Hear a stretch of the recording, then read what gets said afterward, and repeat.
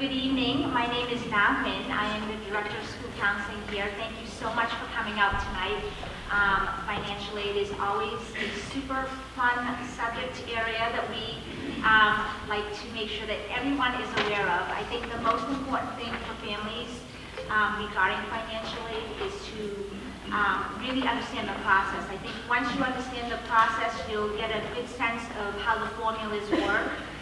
So that in the spring, when you receive the financial aid packages from colleges, you'll have a good understanding of how everything works. Before I introduce our speaker, just a little plug-in for scholarships. I just want to remind students and families that scholarships usually start coming in early winter.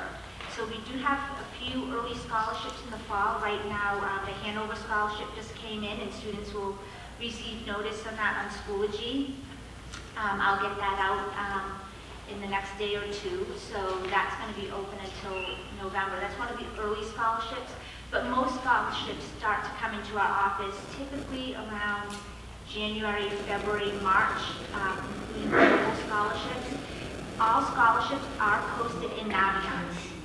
So the suggestion for students is that once a week, and we'll remind students of this, we suggest that students once a week look on the list on Naviance in terms of reviewing all your scholarships. When you go into Naviance and you pull it up every week, you will see new ones on top so that you don't have to scroll through the entire list. But you can see, can you hear now? Is that better? Sorry. I'm afraid to touch it because it's a little touchy tonight. So when you are looking at the scholarships, students can see what scholarships they're eligible for and what they have to do. And most scholarships right now are online. So in Naviance, we give students the link right to those scholarships. And then we'll be sending out continuous notices on that through the newsletter and also through Naviance for the students. So without much further ado, I'd like to introduce our representative from MIFA, which is the Massachusetts Financing Authority, Ms. Lori Peltier.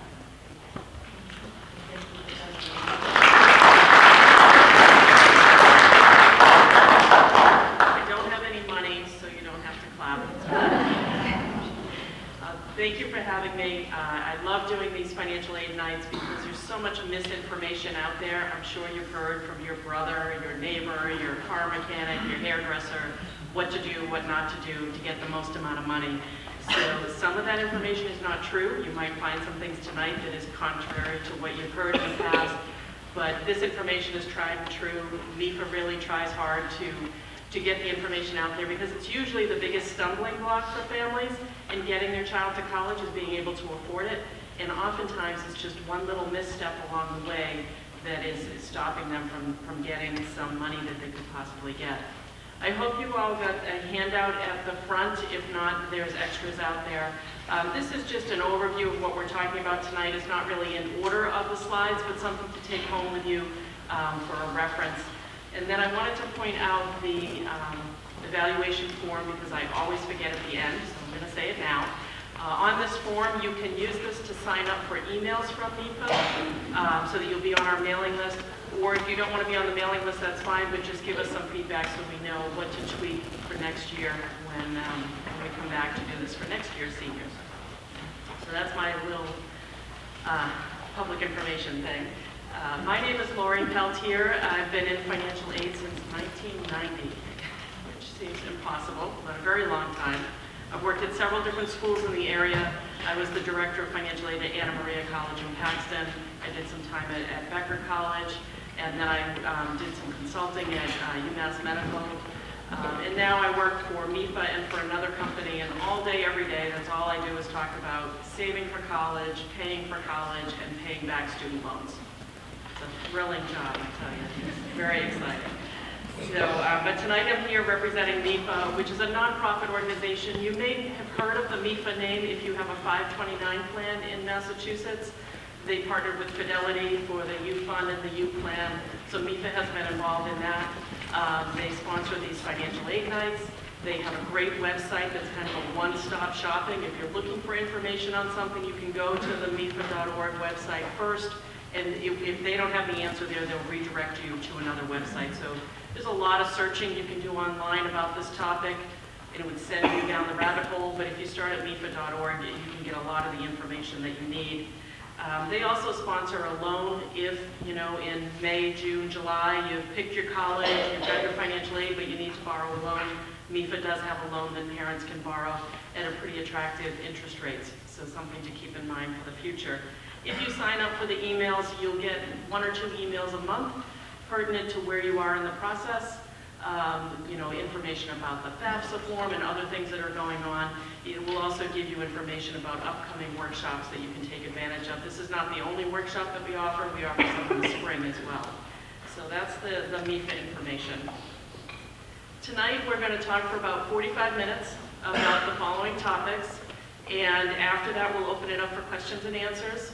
And then if you have some private questions you don't feel comfortable asking in front of the group, I will stick around for a little while to answer any of those private questions.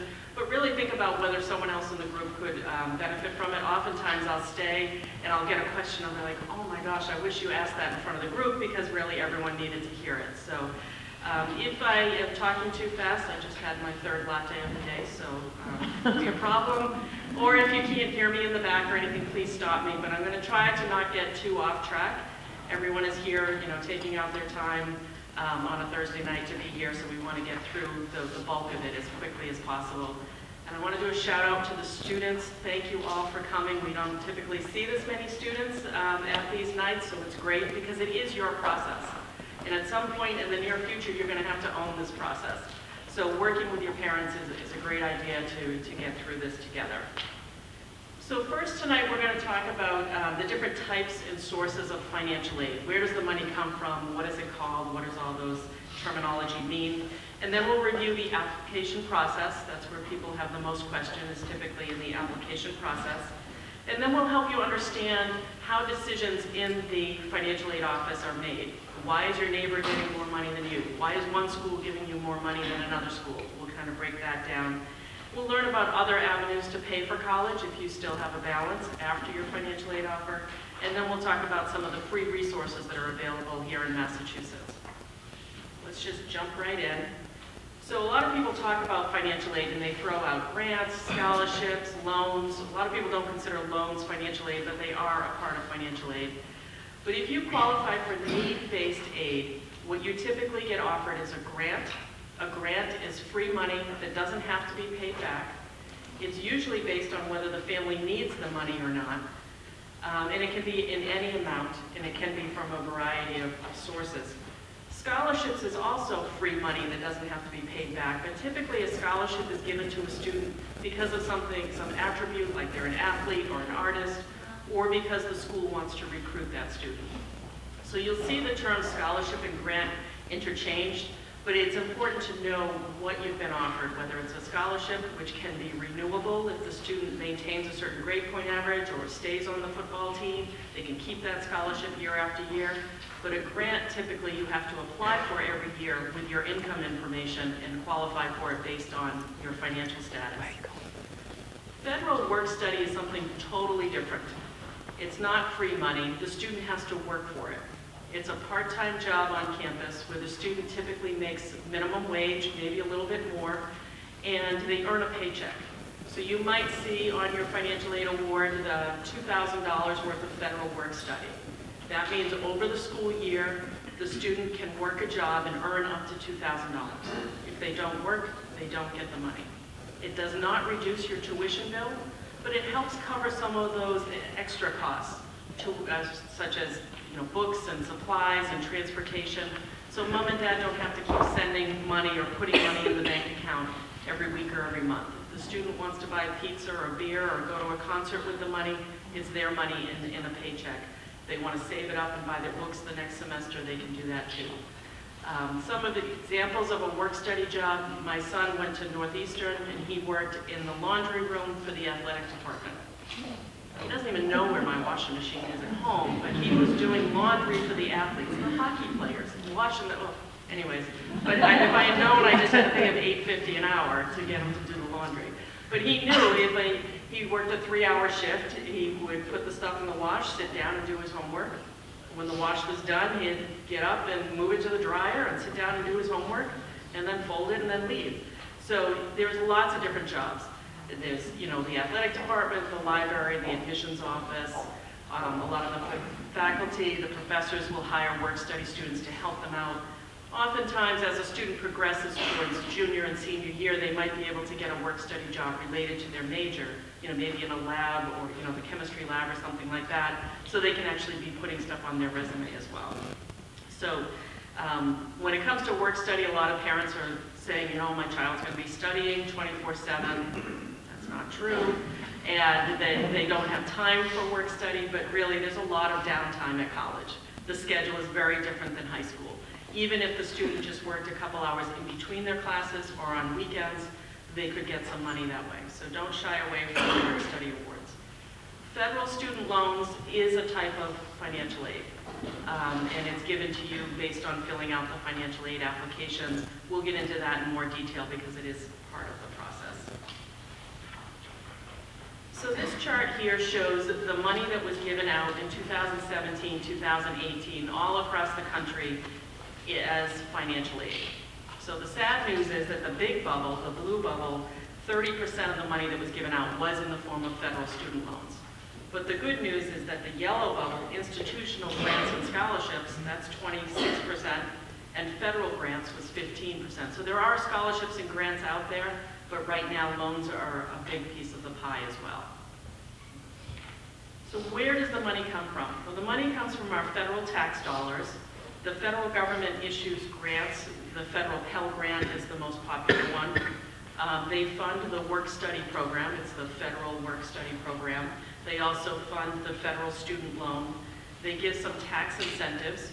So next year, if you pay for tuition during 2020, while you're filing your 2020 tax returns, your federal tax returns, you might qualify for a tax credit because you paid for tuition for a child on your tax return. So that's something to put in your hat for next year to ask your accountant or watch for it when you're filing your taxes. Studentaid.gov is a great website that explains all of what the federal government offers for financial aid. The state of Massachusetts also offers grants and scholarships and tuition waivers. That's their website up there. When you fill out the FAFSA form, the financial aid application, it's going to ask you what state do you live in. By putting Massachusetts on there, they will automatically get your information and determine how much money you're going to receive. You may be notified by the state, but most of the time you're not. You're not notified by the federal government. The college is going to tell you how much federal money you're getting, how much state money you're getting, and how much money they're giving you. So colleges offer varying amounts of money. When I worked at Anna Maria College, we were small. We haven't been around that long. We didn't have a large endowment at all. We were giving very little amounts of money compared to what maybe Holy Cross or Harvard or MIT might give for money. So each school has their own endowment that they give money from to help out those families who have been accepted but can't afford their full price. So some of the money comes from the colleges, and that's usually in the form of grants and scholarships. Occasionally, especially some of the Ivy League schools will offer loans to families if they're having trouble financing the cost. And then there are other agencies, such as outside scholarships. So what Na was talking about earlier about the scholarships that you'll find in Naviance for Shrewsbury High School students, that's a form of outside scholarship. I would check with your local ones first. That's where you have the best chance of winning any scholarships because you're only competing against each other. Only the people in this room are applying for those scholarships. So there's not a lot of competition. And most high schools really try to spread it out so it's not just the valedictorian who wins the scholarship. Check with your employer, your credit union, your bank, your place of worship. You know, they may have scholarships for your child. And then on the national level, there are scholarship search engines. If the student has the time to do the work, they may be able to find a scholarship that's offered on the national level. Those outside scholarships are a little harder to get. The competition is much stiffer. But if your child meets the requirements on those scholarships that they're finding from the search engines, and they have the time, it's not cutting into their time for applying for admission, then go ahead and apply. A majority of the scholarships out there are for high school seniors entering freshman year, so now's the time to take advantage of that. If you have younger students, sophomores, juniors in high school, start doing an outside national search now, so that when they get to senior year, they know what's out there and they're ready to apply. They can start to build their resume towards winning them. So there's a couple websites there through the MIFA website, and then fastweb.com is another one. But again, some of them are very specific. You have to be, born on a Tuesday in Chicago when it's snowing and want to be a nurse. So some of them have a lot of criteria and hoops you have to jump through. But if it fits the student, then definitely throw in an application. If you win any of those outside scholarships, whether from the local Rotary Club or the Knights of Columbus or one of these national ones, the student can take the money to whatever school they're going to. So they're portable, they go with them to whatever school they attend. So that's where all the money comes from. And back to the student loans, we want to cover this because this is a given. Any student who's a U.S. citizen, fills out the FAFSA financial aid application and is going to school can borrow a federal student loan. But what most people don't realize is the government limits how much you can borrow. As a freshman in college, the maximum is $5,500. As a sophomore, it's $6,500. As a junior and a senior, it's $7,500. So most kids going for a bachelor's degree are borrowing about $27,000 over the course of their degree, and they're paying that back over a 10-year period. The payments are about $300 a month. So I've had a lot of families who have told me, I don't want to borrow, I don't want to put that burden. I hear so many nightmares about student loans. $27,000 isn't a lot of money for someone who's going to be an engineer or an accountant or even a school teacher these days. It's not that bad. And it's not a way of reducing your price. You're just changing when you're paying for college, not how much you're paying. A student might qualify for a student loan that is subsidized, which means it's interest-free. So out of the $5,500 they can get as a freshman, $3,500 of that may be interest-free if you qualify based on your finances that are reported on the application. So if that's the case, it's an interest-free loan. The other thing is it's 100% in the student's name. It doesn't affect the parent's credit at all. There's no cosigner, there's no credit check. It's a guaranteed loan. So something to think about of whether or not you would take the loan or not. If you're a parent of several children, and this is your first, you may want to think about taking it because you don't know what the other years are going to entail. And if you don't borrow, you have your child, the oldest, borrow this loan. By the time you get to your second or third and they have to borrow, they might not be too happy that their older sibling didn't have to borrow. Learn from experience, so it does come back. So anyways, this is something you will see on the financial aid award letters that the schools offer you, something to consider of whether you would have your child take one of these loans. Now we're going to talk about merit-based aid. Merit-based aid is not based on the family's income. It has nothing to do with your income or how many people are in your family or how much money you have in the bank. Merit-based aid is offered mostly by the college as an enticement for you to enroll. You're going to see the best merit aid packages at the schools where your child stands out and is above average. That's typically based on grade point average and test scores. So knowing where your child sits academically and how they fit into the applicant pool at the colleges they're applying to. So you may have a list of schools that is, where I work, we call it safety schools, just right, and challenging. Or some people call them no-problem schools. It's a slam dunk. There's no problem. They're going to get accepted. If that's the school, they may possibly get a pretty good scholarship. The important thing now is as you're going through the admission process, make sure you have a mix of schools on your college list so you can maximize your merit aid offers. And number two, check with the colleges to see what's required. At a majority of schools, you don't have to do anything else. You just apply for admission on time. As your college admission application goes through the process, they'll pick out the candidates who stand out, and with your acceptance letter, you might get, congratulations, you're accepted, and would like to offer you $10,000 a year for 4 years, and what the GPA is that you have to obtain year after year to keep that. There's occasionally a couple schools where they might say, in order to get our merit scholarships, we need you to apply early action, or we need you to submit an extra essay, or we want you to come in for an interview, Or they might say, apply for admission, and then we'll invite you to apply for one of our merit scholarships. So they'll wait and review all the applications and then invite some people to take the next step to try to get a merit scholarship. Keep in mind the Ivy League schools, the very top non-selected colleges in the country do not offer merit scholarships. They get the cream of the crop students from around the globe. They don't need to put any money on the table. Those schools are very generous with their need-based aid, so you might get a nice need-based aid package, but there's no merit aid there. The other thing to be mindful of is the GPA requirement. I'm going to throw my son under the bus again. He had a small $10,000 scholarship at Northeastern. It had a 3.0 GPA. He went to St. John's. He did pretty well. He got into Northeastern, so I'm like, oh, piece of cake. He came home freshman year. That summer, his grades come in. He had a 2.97. And of course, it was the teacher's fault. It wasn't his fault. It was that one class where the teacher didn't like him.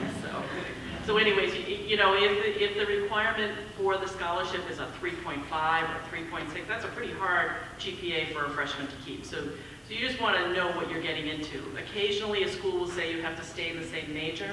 When I worked at Anna Maria, we had a music major and a music scholarship that students auditioned for. Well, if that student a couple years down the road decided not to be a music major anymore, they would lose that music scholarship. And occasionally, they may have to live on campus to keep the scholarship. And if they moved off campus, they might lose it. So you just want to know if you're choosing a school because of the scholarship, you want to know what you're getting into. So need-based aid, this is the one that's a little bit more complicated. It's based on a family's finances. Your eligibility is determined by a standardized formula that's applied to all families, and it's year to year. So you do have to apply for need-based aid every year.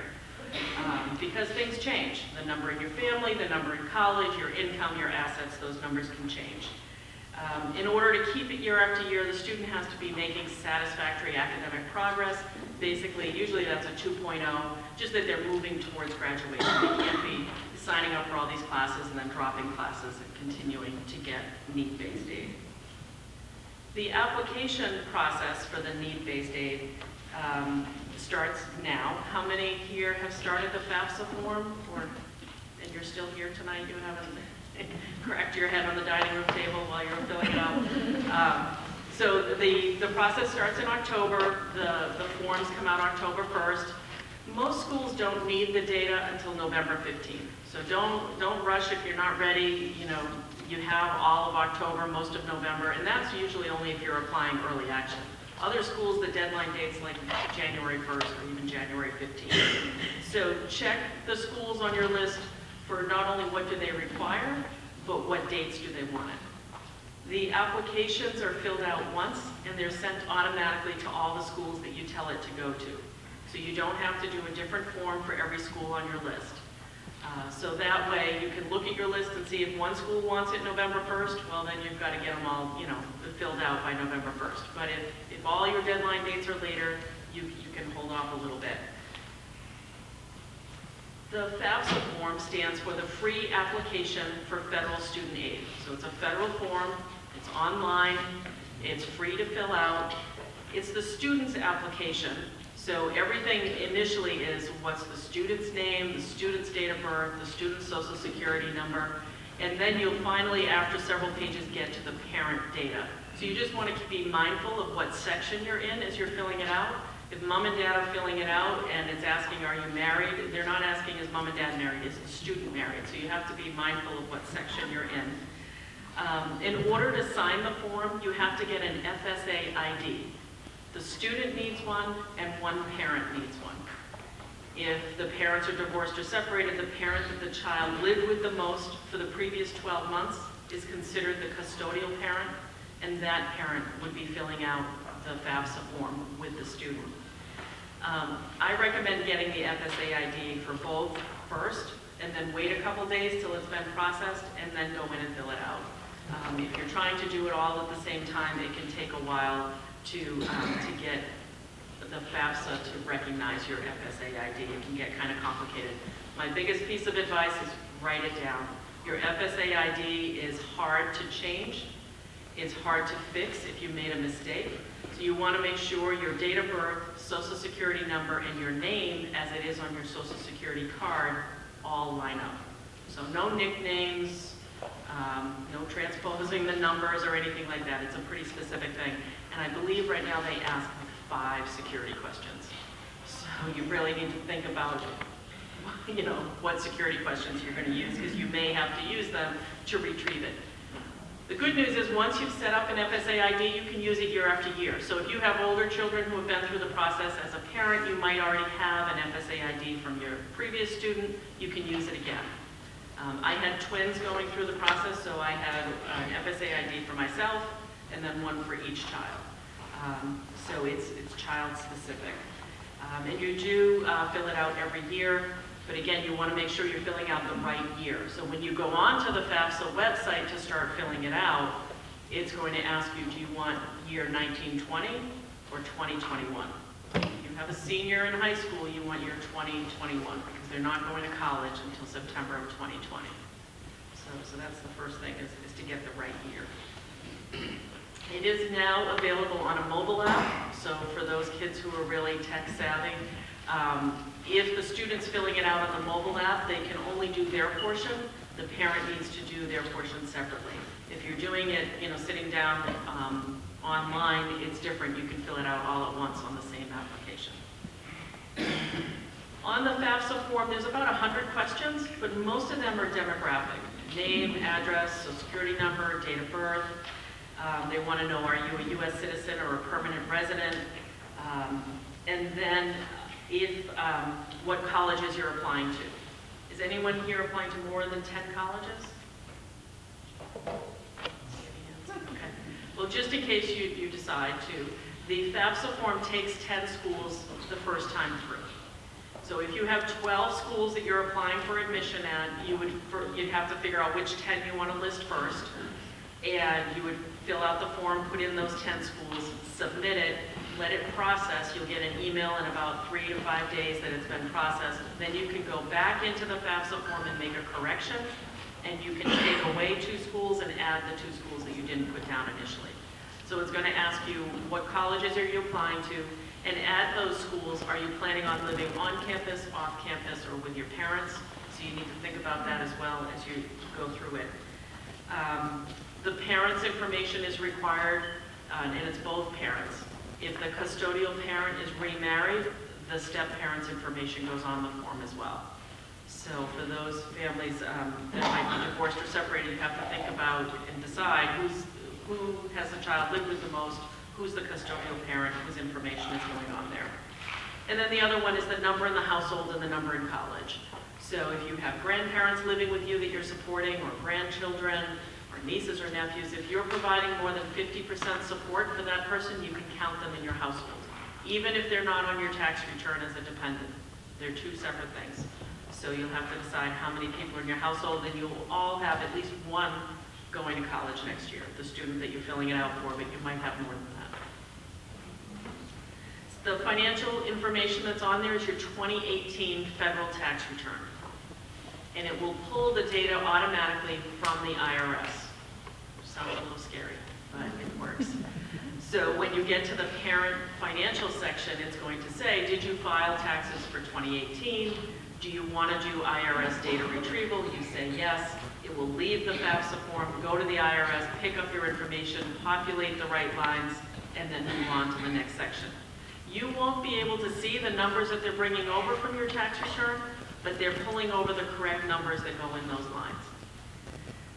You'll also need your untaxed income. So one of the biggest mistakes I see families make is that on their W-2, they have, I believe it's in box 12, how much pre-tax money went to a retirement plan, a 401k or a 403b. That's untaxed income. That dollar amount never made it to your tax return because it's untaxed. They are asking that question on the FAFSA form. So you'll have to have your W-2 for 2018 in front of you to pull that number so that you can see how much of that untaxed income. If you're receiving child support, that's also untaxed income that goes on the form. And then it gets into your assets, both for the student and for the parent. They ask 2 separate questions. One is cash, checking, and savings. So that's just your liquid assets in the bank as of today. How much do you have? And then they want your investments. Your investments include 529 college savings plans or prepaid plans or Coverdell accounts that you have, but they're counted as the parent's asset. Even though the child might be the beneficiary on your 529 plan, it's the parent's asset, and that's a good thing because parents' assets are treated more favorably than student-owned assets. You don't include your primary home, but if you have other real estate other than your home, like a rental property or vacation home, you do have to report the net worth of that. And then the good news is you do not report your retirement savings. So although you have to report the untaxed income that you gave to retirement in 2018, you do not report the value of your current total savings of retirement. That's not a factor. And then the other bad part about it is that your expenses don't count. Credit card debt, car loans, mortgages, that's not factored in on the FAFSA form. Everybody's depressed now. Just telling you the facts. So a lot of colleges, especially the more expensive private schools in the Northeast, will ask for a second financial aid form in addition to the FAFSA called the CSS Profile Form, or College Scholarship Service Profile. It's from the College Board, the same company that does the SAT testing. You can go on the College Board site and log in with your account if the student has an account with them from taking the SATs. There's about 300 colleges that require it. So Holy Cross, Boston College, Boston University, Bentley, Babson, all the B schools. So most of the more expensive private schools in the Northeast will ask for it. There is a spot on the profile website where it has a list of participating institutions in alphabetical order. So you can scroll through that list and compare it to the list of schools you're applying to, or you can check with the schools that you're applying to and see what they say on their website, if they require it or not. It's not a free form. It does cost money. It's $25 for the first school you list. It's $16 for each additional school. If they determine based on the information you put on the form that you're at an income level where you don't need to pay the fee, your fee will be waived at the end. But you really won't know until you get to the end that you don't have to. If you do have to pay, they'll take a credit card online. This form came out about a week and a half ago, right before October 1st. The two big differences between the CSS profile and the FAFSA form, and the reason why the colleges want this data, is that the profile form will ask you about your primary residence. What's the net worth? What is it worth today? What do you owe against it? They feel that that's an asset of the parents that they could tap into if they had to help pay for college. They think a family that owns their own home is in a much different position than someone who's renting an apartment.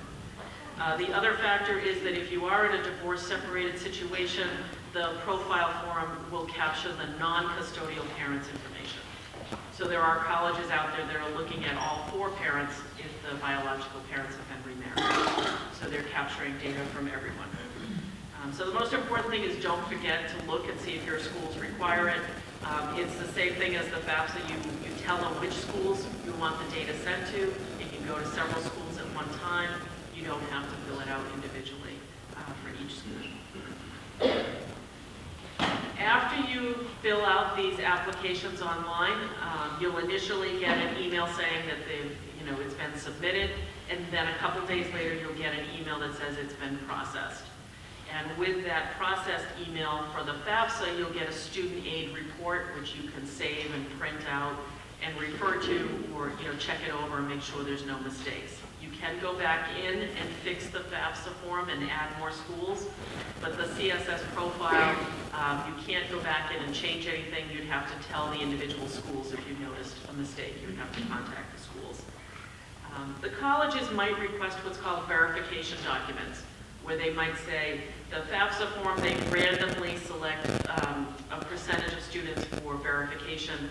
They're going to want copies of your tax returns and W-2s just to verify that the information you put on there is correct. Keep in mind that these requests for more information or for missing documents may be going to the student and to the student's email. So you've got to check your email and make sure you're responding. If you never respond to their request for more information, your file will be in an incomplete status and you may never get a financial aid offer because you didn't comply with what they asked for. Some of the schools, or a lot of the schools that use the CSS profile also subscribe to what's called IDOC, I-D-O-C, which is an online document service where you upload your taxes and W-2s to there, and then you say, okay, send them to these 3 schools. So that way you're not sending papers and copies of your tax returns to every different financial aid office. You're just uploading a document once, and then the schools can pull it from that website. So as I said, in verification, they may ask for your tax return, and they'll have a verification worksheet for you to fill out, and sometimes they'll ask for asset account statements. So one of the big questions I get is, how are they going to know how much money I have in the bank? And do I have to be 100% honest with that? And they will see your tax return, so they will see whether you have interest income, dividend income, or capital gains. Any of those things would trigger them to look at your assets and see if the amount you're reporting for assets lines up with what you're reporting for interest and dividend income. If you've got interest income but 0 assets, that might be a flag for a school to say, well, maybe they forgot to put their assets on the form. So that's how they find out about some of those things. But mostly they're looking at just your federal tax return for 2018. So what happens, you've applied for admission, you've applied for scholarships, you've applied for the FAFSA and the CSS profile, and all of this is done, in a hurry up and get it done, and all in the fall while the student's visiting campus and taking AP exams and everything else is going on. And then sometime, usually January, February, March, the schools will send you their decision of whether you're accepted and how much money they're offering. Some schools will send it out separately. You'll get an acceptance letter on one day, and then a month later you might get a financial aid package. So you can check with the schools to see when their packages are going out, but definitely by April 1st. By April 1st, you should know where you've been accepted and how much money every school is offering. The first thing that the financial aid office will do to determine how much money to give you is look at their cost of attendance budget. Every school has a cost of attendance budget, and they're all different because every school costs different amounts. But it always includes these factors: the tuition and fees, room and board, books and supplies, transportation, and personal expenses. Now, the tuition and fees and the room and board are set by the college, and that's what you'll see on the bill. But the other boxes in yellow, those are an estimate, what they think a typical student will spend on books, on transportation, and on personal expenses. And these numbers will change if you're on campus or living off campus or staying at home with the parents.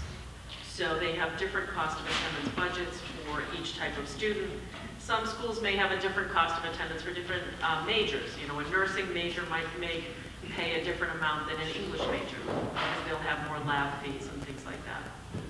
So the first thing the college does is it looks at, for this student, what's their cost of attendance, and then it looks at what's their expected family contribution, or EFC. The EFC is the results of your FAFSA form. It's the dollar amount the federal government thinks that you as a family can afford for 1 year of college for that one student. It does show up on your student aid report, that report you get a couple days after filing the FAFSA form. And again, it's just for 1 year. And it's not that they think you can reach in your pocket and pull out that amount of cash. It's more that they think you have the net worth to be able to absorb that cost over time. And it's based on applying the same formula of income and assets and family size to every family who applies. There is an EFC calculator on MEFA.org. If you're a parent of a junior, you may want to do that now, because then you'll know for next year. For those of you who have seniors, you're going to find out soon enough as soon as you hit the submit button on your FAFSA form to submit it.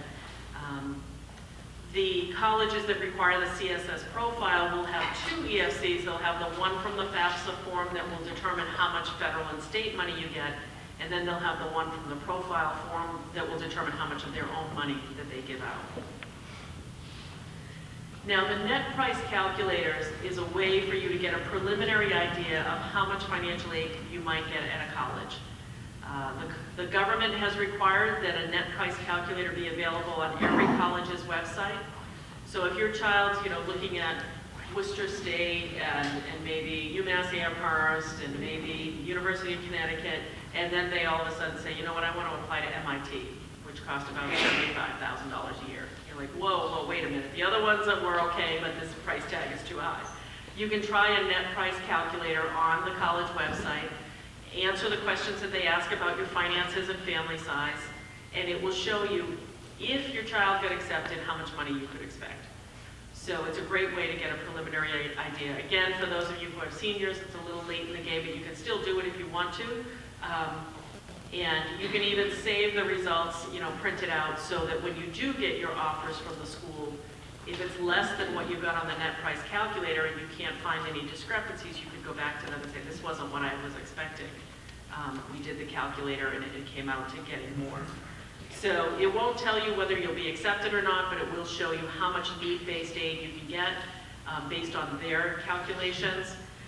Some schools may start to ask questions about GPA, whether you're the students taking honors or advanced placement classes, and test scores. If they are asking those questions about academics, then they're going to factor in merit-based aid as well into the estimate of your net price calculator.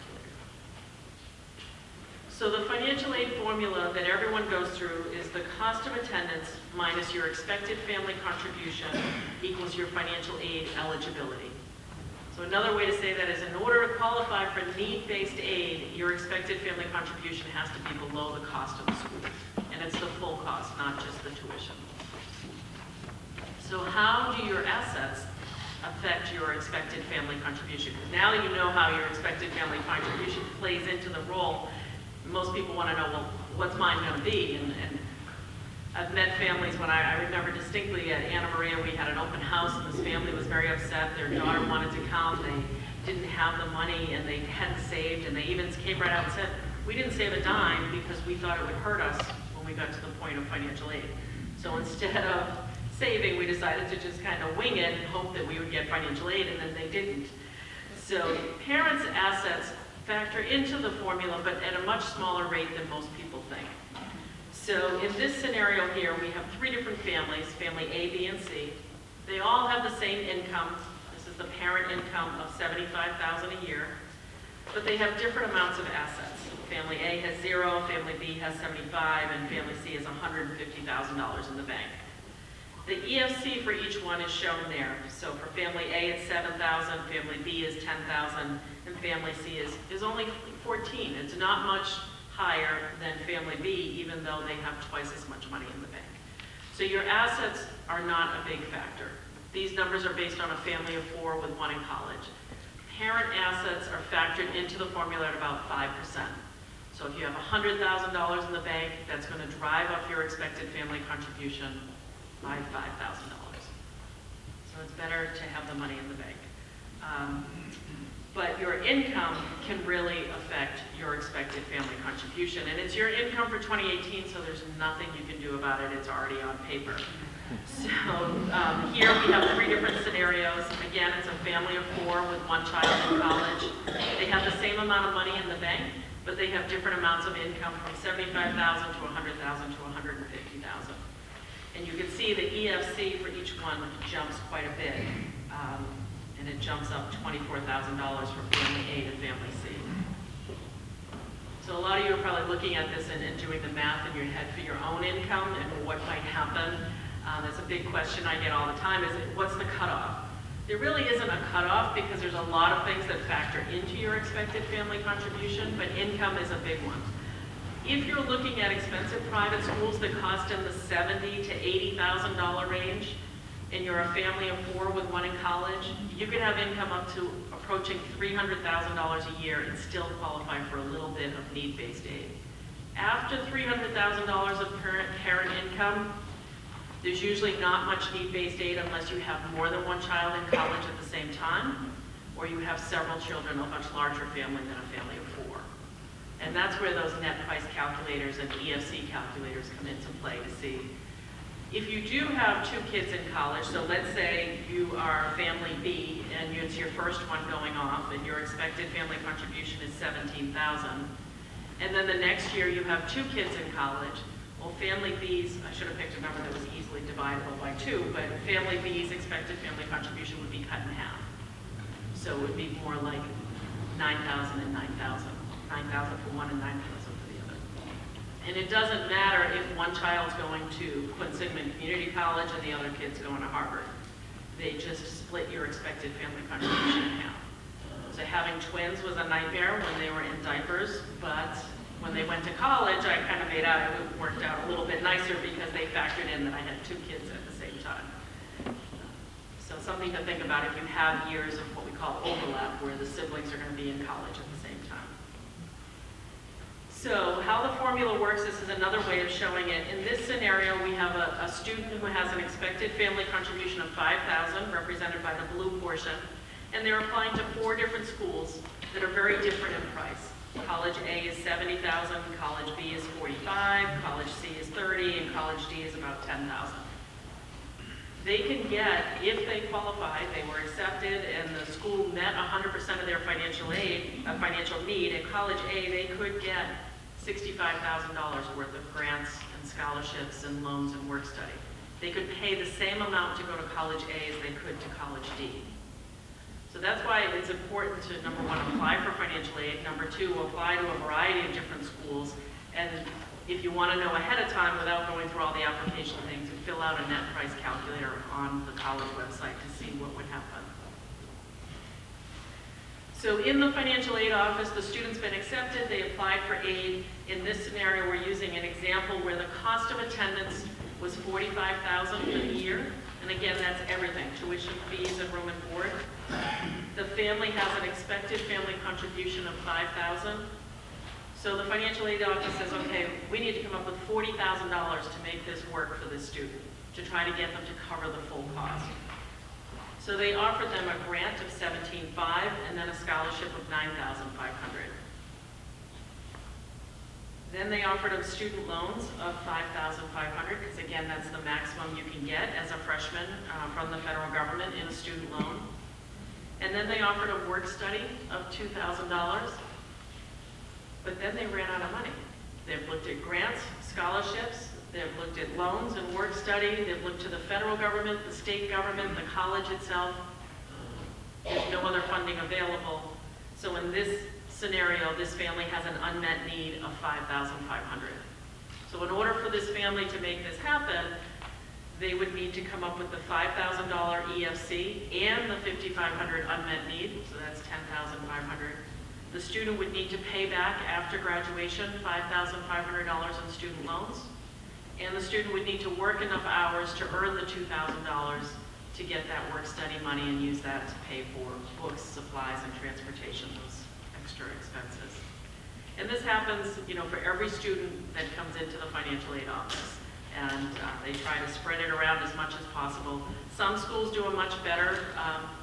Like I said, some schools have bigger budgets and they can give students all the money they need, but a lot of schools do gap. The gap is when you have unmet need.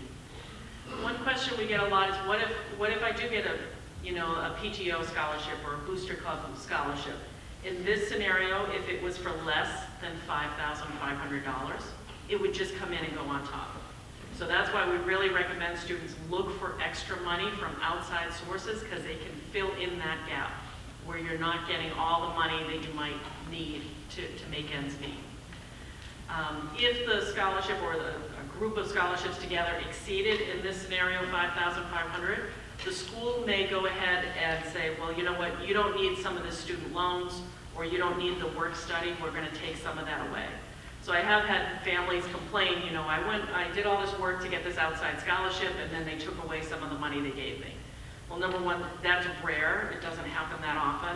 And number two, the money they're taking away is work study and loans, and you're ending up with more grants and scholarships overall. So the amount you're paying might not change, but you have a better type of aid offer. You have more free money and less money that has to be paid back. So I would still encourage the outside scholarships. So the award letters that you get from every school could vary. Here we have an example, same thing, we're using some round numbers here. Cost of attendance is $45,000 at every school. The expected family contribution was $5,000. And the student got 3 different award letters from College A, College B, and College C.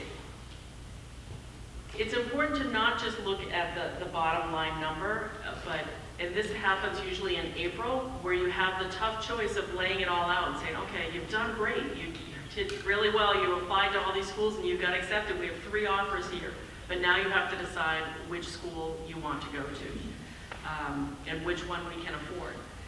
College A was able to give a large scholarship, College C not so much. So you may have that tough choice of, is College C worth the money out of pocket versus taking a larger scholarship at a school that might not be your top choice. In my experience, the students are going to love College A, the parents are going to love College A. The student's going to love College C, and maybe you have to come to a compromise and go to College B. But usually that's what happens in April. You go back and visit the schools one last time and try to figure out, you know. The other thing that you can do at this point is try to negotiate. You go back to College C and say, you know what, you're my first choice. I really want to come here. I've been to visit twice. I love X, Y, Z about your program, but we have a better offer from another school. The colleges don't like to call it negotiating, but that's what it is. It doesn't really happen at the Ivy League schools, but it does happen at the second tier schools. So if College A, B, and C are like Assumption, Merrimack, and Stonehill, those are 3 very similar schools who attract the same type of student. And if Stonehill knows that Merrimack gave you a ton more money, they might come back with a better offer.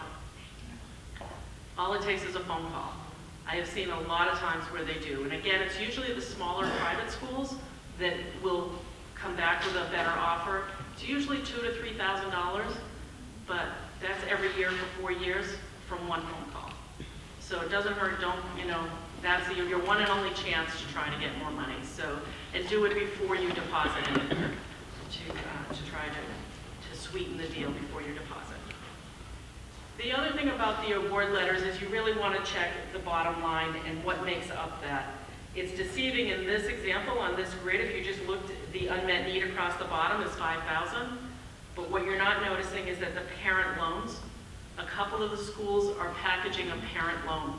So they're saying, okay, we're going to make it look like we're meeting all your financial need. We're giving you a lot of money. But a big chunk of the money that we're giving you is a loan in the parent's name that they have to pass a credit check to get and pay back at 7% interest.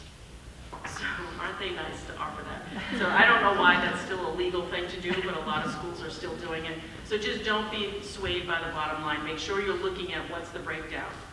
What I did for when my children went through is I created an Excel spreadsheet and I put tuition fees and room and board. I didn't factor in books and the other costs because those were pretty much the same no matter where they went. It was the tuition fees and room and board that was the basic cost.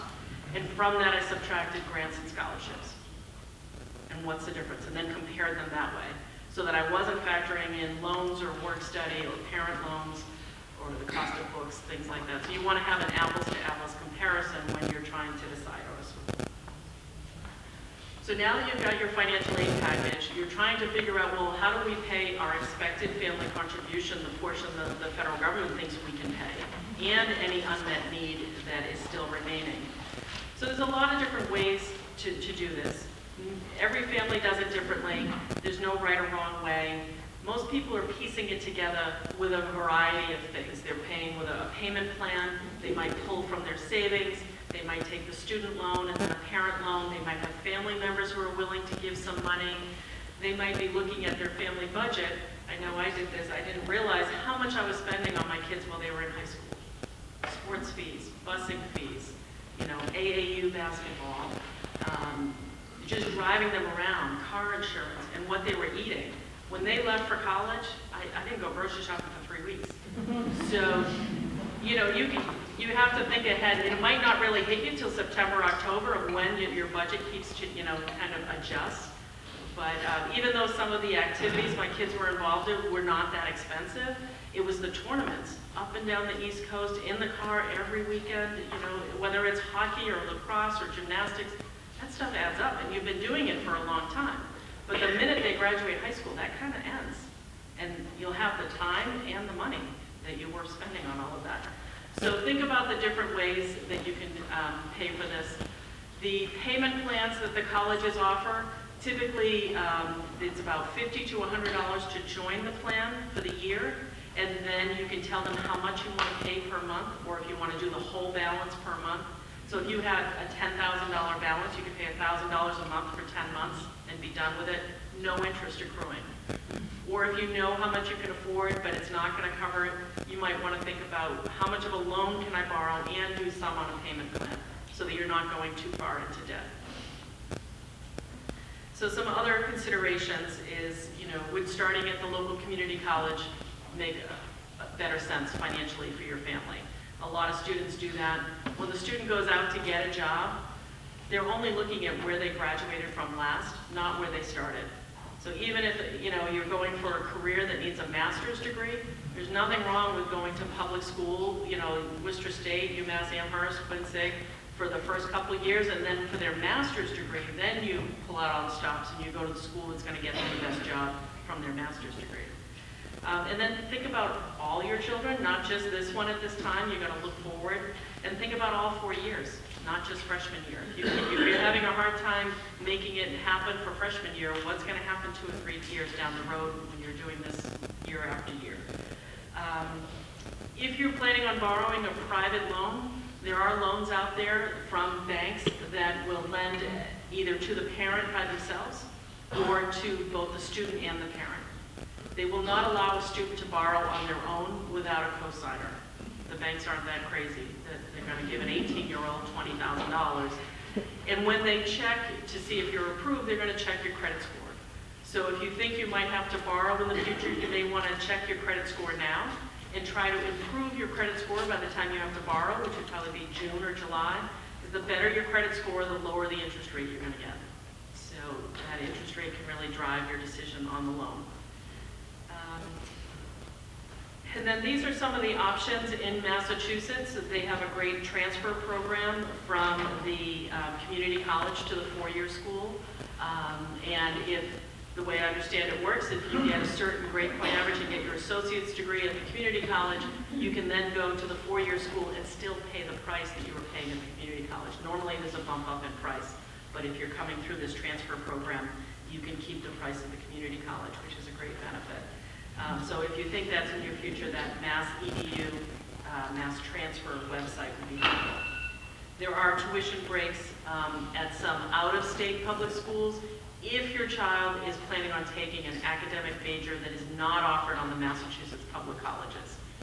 I know one student who went to, I believe, Keene State in New Hampshire and paid not the New Hampshire rate, but a rate in between an out-of-state and an in-state, because she was taking Holocaust studies, and that was a major that was not available in any Massachusetts schools. So if you have a rare major that's not being offered, think about an out-of-state school to get a tuition break. So there are a lot of different free resources out there, but keep in mind the financial aid office at the colleges you're applying to, you're their customer. Don't be afraid of raising a red flag. I know a lot of people don't want to call the financial aid office. They're afraid they're going to, divulge something that's going to get them less financial aid. If you have questions, it's okay to call and ask. You have special considerations. So the FAFSA form and the profile form are very black and white. They don't take into account that you lost your job in 2017 and just started working in 2019. They don't take into account that you just got laid off now because it doesn't show up in your 2018 income, or that you're going from full-time to part-time, or you no longer get bonuses or commissions, or you're retiring, or whatever the situation is. So if you have a change in your financial circumstances, you need to let the schools know so that they can take it into account. They'll tell you whether it's a reason that they consider eligible. One of the biggest things is medical expenses. If you have medical expenses for any of your children, or credit card debt because of your medical expenses, things like that, schools are usually pretty generous about. If you're paying for private school tuition for younger siblings, they can take that into account. It is a question on the profile form, but it's not a question on the FAFSA form. So in order for a school to take into account any of your special circumstances that could be affecting your ability to pay for college, you need to tell them. And you may need to tell 5 different schools and just write an email and copy and paste. They may come back and say, there's a form for that, let me give you the form, and put it from there. The biggest one I see is that, again, they're collecting 2018 financial data, but your child's not even stepping foot on campus till September of 2020. A lot can change between what was happening in 2018 and 2020. So if that's your case, then go ahead and tell them about that. Coming up in November, we have a FAFSA day at Worcester State. I'm going to be there along with a lot of different other financial aid professionals from different colleges, and we'll help you through the FAFSA form. There's also one coming up, I believe, in January at Quincy. So FAFSAday.org is a website you can check and see where we're going to be and what the dates are, and you can get hands-on help in the computer lab filling out your FAFSA form. I've done it several years in a row. What a lot of people do is they get it all done at home, but they're just so afraid to hit the submit button that then they come in and they log in and show us, does this look right? And we say yes, and we hit the submit button together. So it's just that extra help if you need it. And then if you're really struggling and need some additional help for the student or the parents, that massedco.org is a great organization that's right in downtown Worcester. So all of this is free help that you can get and not have to pay for. I wouldn't suggest paying someone to help you with the forms. The times that I've met families who have paid an outside or a tax consultant or their financial guy did their forms, it always gets messed up. I don't know why. But, and then we'll be back in the spring. There are, MIFA does after acceptances workshops. So if you sign up for the emails, that will be emailed to you. We have different locations across Massachusetts, how to review your financial aid award and what loan options are there, how to compare school A to school B and make a decision. So that's a good workshop coming up. And it's also being offered in a webinar from our website if you need it. So now you can complete the evaluation, you can sign up for MIFA emails, you can get your FSA ID, you can start the FAFSA in the profile, you can jump right in, and you can sign up for the webinars on our website. I'd like to open it to questions.